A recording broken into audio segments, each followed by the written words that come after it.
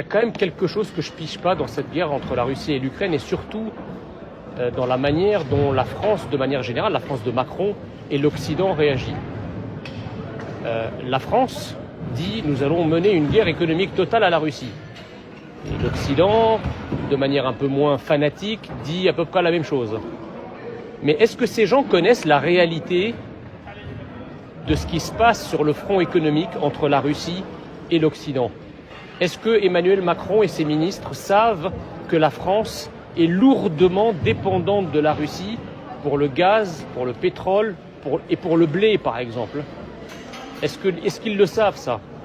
Depuis que le conflit russo-ukrainien a éclaté, évidemment, les marchés craignant l'incertitude, les prix du gaz et du pétrole et même du blé montent en flèche.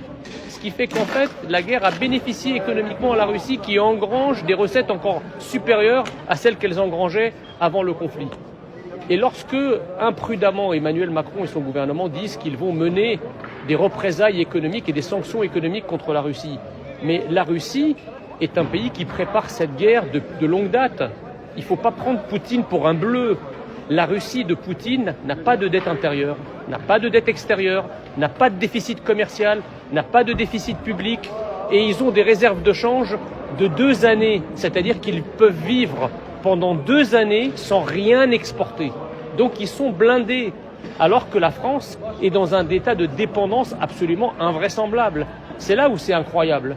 C'est qu'en fait, un pays qui est dépendant va faire des moulinets, tentant de mettre à genoux uniquement par les mots une puissance qui, elle, est totalement indépendante et même peut vivre en autarcie pendant 2 années sans rien demander à personne. Donc moi, je demande à Emmanuel Macron, qui prétend que l'Occident est supérieur, que la France est supérieure, etc. Avez-vous, Monsieur le Président, bien mesuré les conséquences de vos déclarations dans la guerre par rapport à ce qui se passe entre la Russie et l'Ukraine?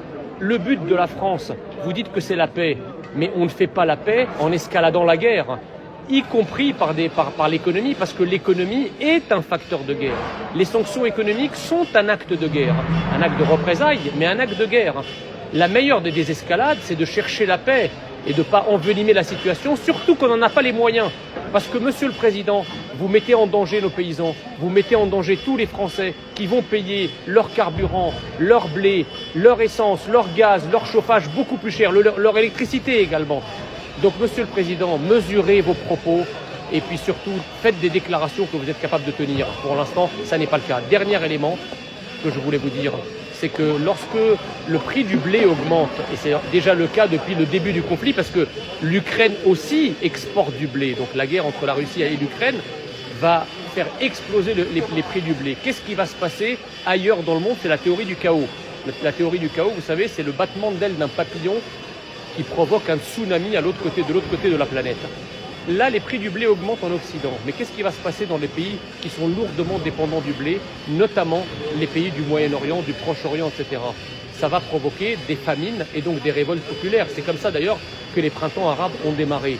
Donc en fait, cette guerre n'est pas simplement une guerre européenne, elle menace la sécurité de régions entières du monde. Donc si l'Occident, et singulièrement la France, veut la paix, qu'elle commence un dialogue fructueux avec Poutine, qu'elle cesse de jouer des moulinets, de mener des déclarations qu'elle n'a pas les moyens de respecter, parce que franchement, Monsieur Macron, vous nous faites passer pour des charlots, mais c'est un peu votre habitude depuis le début de votre quinquennat.